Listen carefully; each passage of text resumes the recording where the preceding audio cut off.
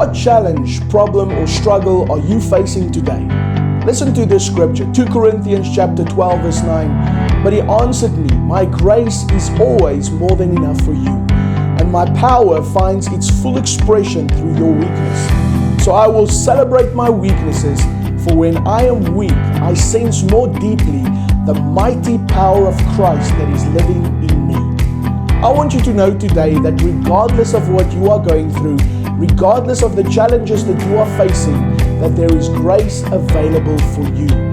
Now, I'm not just talking about coping with the situation or accepting the weakness and saying, God's grace is enough for me.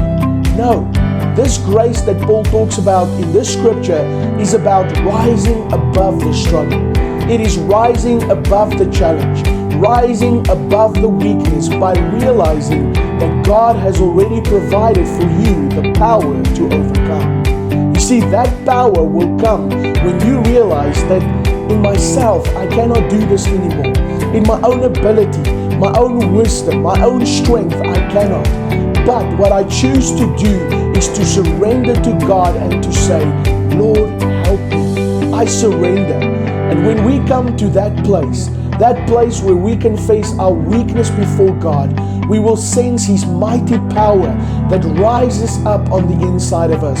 And we will realize that in myself I cannot, but through Him working in me and through me, I will overcome.